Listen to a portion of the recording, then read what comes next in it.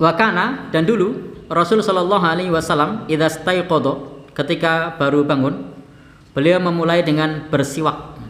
Jadi beliau bersiwak, kemudian beliau berzikir kepada Allah Subhanahu Wa Taala, kemudian beliau bersuci. Setelah itu tsumma yusalli rak'ataini khafifataini, kemudian beliau sholat 2 rakaat ringan. Nah ini pula yang kemudian di teman-teman Muhammadiyah misalnya, ketika pada saat rakaat tersebut 4-4-3, biasanya diawali dengan 2 rakaat ringan.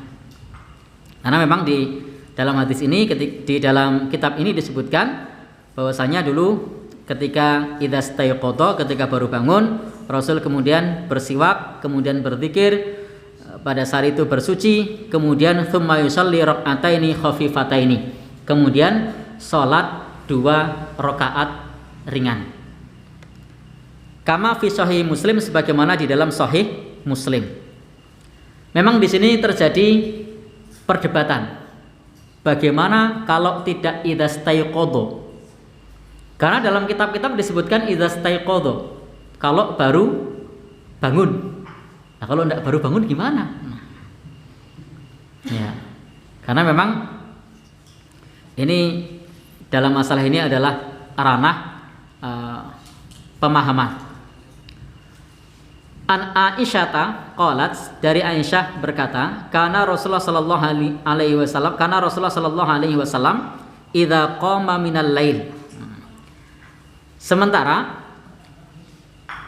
hadis yang biasa digunakan seperti di dalam HPT misalnya, himpunan putusan tarjih, itu adalah idza qama minal lail, ketika bangun malam atau ketika sholat di waktu malam. Karena makna koma ini juga menunjukkan sholat, sehingga dimaknai ketika sholat malam.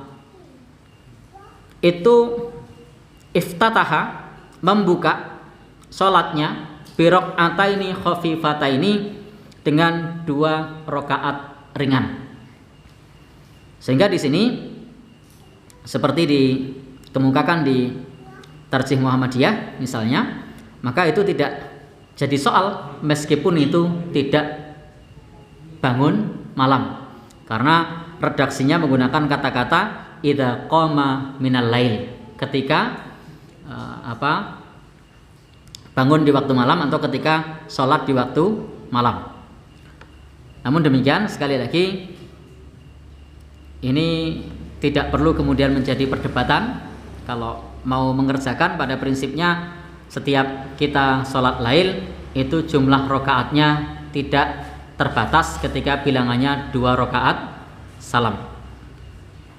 Dan prinsipnya itu adalah rakaataini khafifataini, 2 rokaat ringan. Jadi kalau 2 rokaat ringan yang setelah bangun malam itu jelas, dalilnya jelas. Kemudian mengenai penamaan, biasanya dinamai sholat apa? Iftitah. Nah, baik. Jadi untuk penamaan sholat yang semacam itu adalah hal yang lumrah di kalangan para ulama ketika memberikan nama. Maka penamaan seperti itu biasa disebut iktibas, mengambil kesimpulan atas redaksi dalil, itu sah, boleh. Sebagaimana misalnya di dalam hadis Nabi, idza dakhala ahadukumul masjida fala yajlis hatta yusalliya rak'atain. Kalau kalian masuk masjid, maka jangan duduk sampai sholat 2 rakaat. Maka kemudian ini dimaknai sholat tahiyatul masjid. Apakah Nabi pernah bilang shollu tahiyatul masjid, sholatlah tahiyatul masjid? Tidak pernah. Lalu dari mana penamaan tahiyatul masjid? Itulah kesimpulan para ulama, sehingga dikasih nama tahiyatul masjid. Demikian pula penamaan-penamaan yang lain, termasuk juga misalnya kalau di dalam akidah ada namanya asma wa sifat, ada namanya rububiyah, ada namanya uluhiyah. Itu adalah kesimpulan dari redaksi ayat-ayat Al-Quran, dari redaksi hadis Nabi Shallallahu Alaihi Wasallam. Sebagaimana tadi mengenai salat tahiyatul masjid, atau misalnya ada salat ba'diyah, ada salat qabliyah. Pernahkah Nabi mengatakan salatlah ba'diyah atau salatlah qabliyah? Tidak pernah. Tapi kenapa kemudian dinamai ba'diyah? Kenapa kemudian dinamai qabliyah? Itu berdasarkan waktu yang ada memang sebelum dan sesudah salat, sehingga ulama membuat kesimpulan namanya ba'diyah subuh. Maaf, ba'diyah zuhur, subuh tidak ada ba'diyah. Nah, atau qabliyah subuh misalnya. Itu adalah kesimpulan. Sebagaimana tadi kalau kemudian ada yang menamai 2 rakaat itu iftitah, itu adalah bagian dari kesimpulan. Kalau dalam hadisnya itu adalah 2 rakaat ringan. Jadi memang kalau kita memulai salat lail atau salat taraweh itu dimulai dengan 2 rakaat ringan. Kenapa disebut 2 rakaat ringan? Karena surat yang dibaca suratnya pendek. Suratnya bukan surat yang panjang. Dan sering sekali Rasulullah Shallallahu Alaihi Wasallam mengajarkan kepada kita 2 rakaat ringan. Dan itu suratnya adalah surat yang pendek.